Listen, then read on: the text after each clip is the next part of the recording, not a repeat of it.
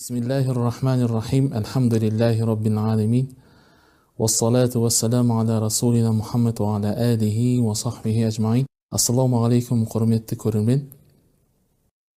Бүгінгі жұма уағызының тақырыбы мұсылман және уақыт тақырыбында болмақ. Мұсылман ғалымдардың айтуы бойынша уақыт мекеннен қымбат нәрсе.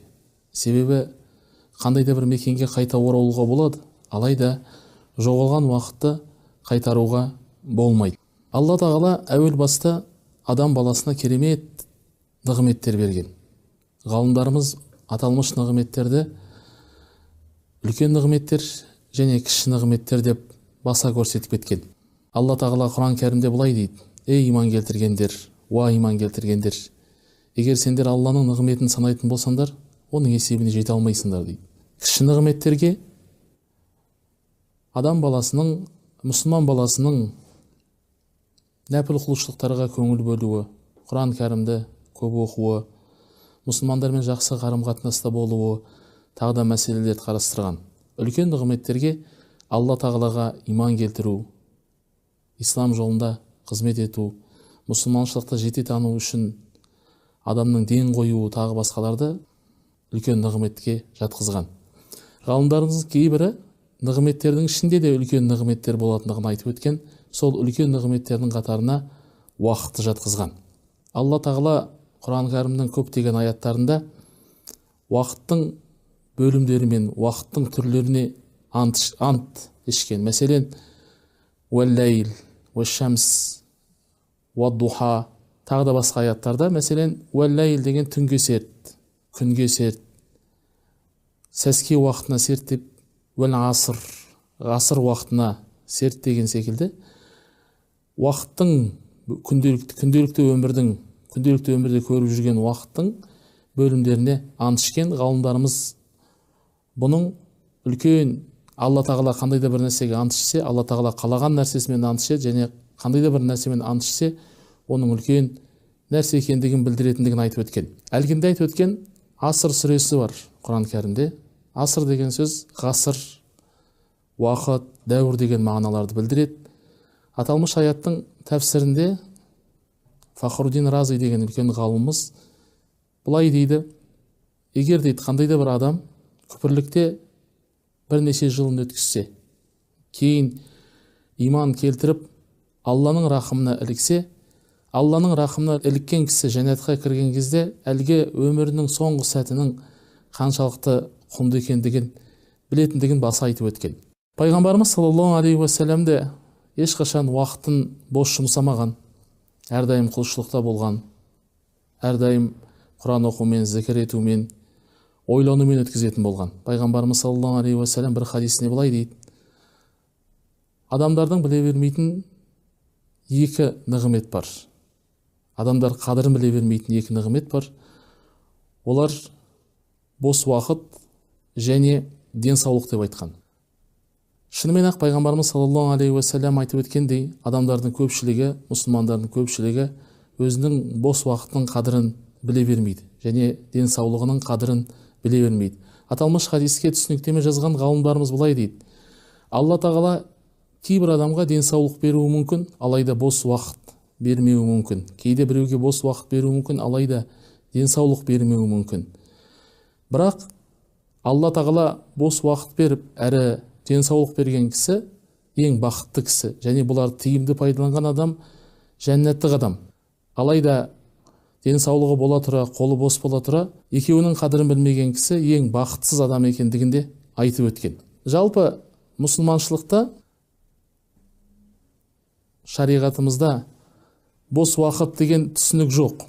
Мәселен, өзге дін өкілдерінде сенбі күні, жексенбі күндері деген секілді демалыс уақыты болатұғын болса, мұсылмандарда жұма күні діни мейрам күні болып саналады. Соның өзінде, жұма күнінің өзінде мұсылмандарда демалыс уақыты болмайды. Себебі Алла тағала Құран кәрімде былай дейді: ей иман келтіргендер, намазға шақырылған сәтте саудаларын тоқтатып, Алланы еске алуға асығыңдар дейді. Дәл осы аяттың аяғында Алла тағала былай дейді: ей иман келтіргендер, жұма намазының парызын өтеп болған соң, жер бетіне жайылып, Алланың кеңшілігінен рызықтарыңды іздеңдер деп айтады.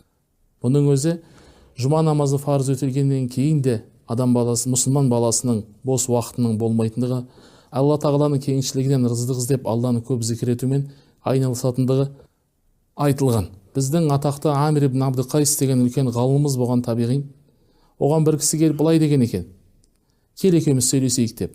Сонда әлгі ғалымымыз: сен күнді тоқтат, мен сенімен содан кейін сөйлесейін деп айтқан екен. Әйгілі табиғи Хасан Басри, Алла ол кісіге разы болсын, былай дейді: ей адам баласы, сен негізі күндерден тұрасың. Әрбір күнің өткен сайын сенен бір бөлшегің кеміп отырады дейді. Басқа да ғалымдарымызда мысал келтіретін болса, Ханафи мазхабының үлкен имамдарының бірі Абу Юсуф жайынандай бір уақиға бар. Оның шәкірті Ибрахим ибн Жаррах, имам Абу Юсуф қатты ауырып жатыр деген соң көңілін сұрауға кіріп шығады үйіне. Көңілін сұрауға үйіне келеді. Абу Юсуфтың төсек тартып жатқандығын көреді. Абу Юсуф Ибрахиммен сәлемдескен соң шәкіртіне былай дейді: кел екеуміз отырып бір шариғи мәселе қарастырайық дейді. Шәкірт айтады: дәл осы жатқан күйіңізде бір мәселе талқыламақшысыз ба дейді. Имам Абу Юсуф айтады: кел екеуміз талқылайық, бәлки мұсылмандарға пайдасы тиіп, осы шариғи мәселені білген кісі құтылып кетер дейді. Сонымен қандай мәселе деп сұрайды. Ол шәкіртіне қарап былай дейді: қажылықта шайтанға тас лақтырған кезде көліктің үстінде абзал ма, жоқ әлде жаяу келе жатқанда абзал ма деп сұрайды. Шәкірт айтады: мен айттым дейді, жаяу жүріп келе жатқанда деп айттым дейді. Абу Юсуф маған қарап айтты дейді: қателестің деп айтты дейді. Мен айттым: онда көліктің үстіне деп айттым. Абу Юсуф тағы маған қарап: тағы қателестің деп айтты. Мен айттым дейді: Алла саған разы болсын, онда қалай болмақ деп сұрадым. Ол кісі айтты дейді: егер шайтанға тас лақтыруға дұға етуге мүмкіндік болатын болса адамдарға тоқтап, онда жаяу жүріп шайтанға тас лақтырған артық деп айтты. Ал егер көліктің үстіне тоқтамайтындай, дұға жасауға мүмкіндік болмайтындай болса, онда шайтанға көліктің үстінде тас лақтырған артық деп айтты. Мен солайша ұстазыммен қоштасып есіктің ауласына шыққанымда артымдағы әйелдердің шулап жылағандығын естідім. Мен сол сәтте имам Абу Юсуфтың дүниеден өткендігін білдім. Бұл да біздің ғалымдарымыздың уақытқа деген ыждахаттылығын, уақытқа деген үлкен мән бергендігін көрсетеді. Имам Абу Ханифаның келесі бір шәкірті имам Мұхаммед рахимахулла, Алла тағала ол кісінің рахымына бөлесін, өте аз ұйықтайды екен. Аз ұйықтағандығы соншалықты кітап оқи береді екен. Кітап оқыған кезде, кітап оқудан шаршаған сәтте басында тұратын әртүрлі кітаптарды оқи береді екен. Яғни бір кітаптан жалықса, екінші бір кітапқа өте беретін болған. Мұсылманшылықта біздің ғалымдарымыз уақытын өте тиімді пайдаланған. Мәселен, біздің Хаммад ибн Салама деген басқа бір ғалымымыз айтады. Ол кісіні шәкірт айтады: егер Хаммад ибн Салама ертең дүниеден өтеді десе, оның ертеңге істейтін амал толтыратын бос уақыты жоқ деп айта алар едім дейді. Басқа бір шәкірті былай дейді: оның ешқашан бос отырғандығын біз көрген емеспіз. Я хадис айтып отыратын, немесе Құран кәрім оқып отыратын, немесе зікірде отыратын, немесе намаз оқитын дейтін. Демек, мұсылман кісі, мұсылманшылықты терең түсінген кісі уақытты бағалай білуі тиіс. Уақытының әрбір сәтін тиімді пайдалануы қажет. Мәселен, көп адамдар уақытты тиімді пайдаланудың жолын білмейді. Мәселен, өзінің бос уақыттың қадірін білмейді. Бос уақытын болмашы нәрселерге жұмсайды. Мәселен, ойынға, күлкіге, немесе уақыттың өтпейтіндігі соншалықты біз уақытты өлтіріп жүрміз дейді. Негізінде уақытты адам өлтірмейді. Имам Шафиғидің айтуы бойынша, уақытты сен кес, болмаса уақыт сені көсет деген қанатты сөзі бар.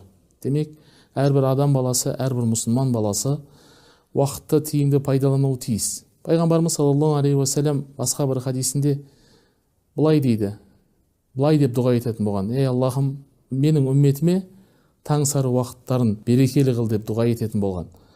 Содан біздің бабаларымыз ерте тұрған еркектің ырысы артық, ерте тұрған әйелдің бір ісі артық деп айтқан.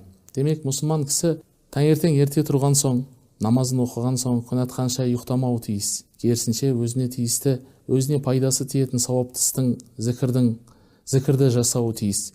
Және уақытты дұрыс пайдаланудың ең жоғары жолы кісі өзінің уақытын, күнделікті уақытын бөлуі тиіс. Мәселен, әрбір мұсылман кісінің құлшылық қылуға уақыты болуы тиіс. Сонымен қатар мұсылман кісінің дем алуға да, тынығуға да уақыты болуы тиіс.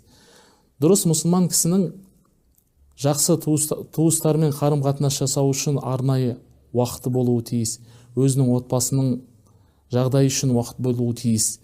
Себебі бұл аталып өткендердің барлығы адамдармен арадағы қарым-қатынасты түзеуге себепші болады. Мәселен, уақытты еңбектенуге бөлу қажет. Себебі ол табыстың көзі. Рыздықты дұрыс табуының ең басты қайнар көзі болып табылады. Біреулер әртүрлі нәрсені қызғанады. Ғалымдар уақытқа өте үлкен қызғанышпен қарайтын болған. Мәселен, біздің Халил ибн Ахмед деген үлкен ғалымымыз былай дейді: менің ең қатты босқа кетті деп өкінетін, қайғыратын, қайырымы жоқ деп есептейтін уақытым ол менің тамақ жейтін уақыттарым деп айтатын болған. Басқа бір ғалымымыз, қараңыз, уақытқа деген соншалықты ұқыптылықтарына мән берсеңіз, кейбір ғалымдарымыз былай дейді: мен салыстырып көрдім сұйық тамақ ішу мен қатты қою тамақ ішудің айырмасын, арасын есептеп көрдім. Сонымен сұйық тамақты жеуді артық көрдім. Себебі қою тамақты шайнау үшін, оны жұту үшін біраз уақыт кетеді екен. Санасам, сол уақыт ішінде 50 аят оқуға болады екен деп айтқан ғалымдарымыз да бар. Кейбір ғалымдарымыз тіпті жұмыс істеп отқан кезде де басқа біреуді жалға алып, оған кітап оқытуды, кітап жайында кітап оқып отыруды тапсыратын болған. Яғни өмірдің әрбір сәтін тиімді пайдалануға күш салған. Қазіргі заманда, біздің заманымызда көпшілік адамдан сұрасаң, бір істі жасау үшін сұрасаң, ол айтады: құлшылық жаса, немесе зікірмен айналыс, Құран оқы деп айтатын болсаң, менің уақытым жоқ, қолым тимейді деген желеуді айтады. Негізінде уақыт жоқ емес, уақыт бар, оны тиімді пайдаланамай жатқан адамдар бар. Себебі, мысалы, жай ғана күнделікті ғаламторда отырған кезде пайдасыз мағлұматтарды оқуға уақытымыз бар. Немесе пайдасы жоқ үнді телесериалдарын, киноларын көруге уақытымыз бар. Алайда өзіміздің отбасымыздағы бала-шағамызға бөлетін уақытымыз жоқ. Мәселен, тіпті үлкен қалаларда кептелісте тұрғанның өзінде мұсылман баласы қолына тәспісін алып зікір айтуына болады, немесе жаттаған Құранын қайталауына болады. Қорыта келіп айтқанда, уақыт мұсылман баласының ең үлкен капиталы болып есептеледі. Капиталын дұрыс есептеген адам пайдаға кенелмек. Мұсылман саудагер секілді өмірінің әрбір сәтін пайдалы және сауапты сәтті өткізуге тырысуы қажет. Алла тағала баршамызға уақытты тиімді пайдалануды нәсіп етсін. Уақытты тиімді пайдаланып, Алланың рахымына іліккен жәннаттық құл болуымызды нәсіп етсін. Еліміз аман, жұртымыз тыныш болсын.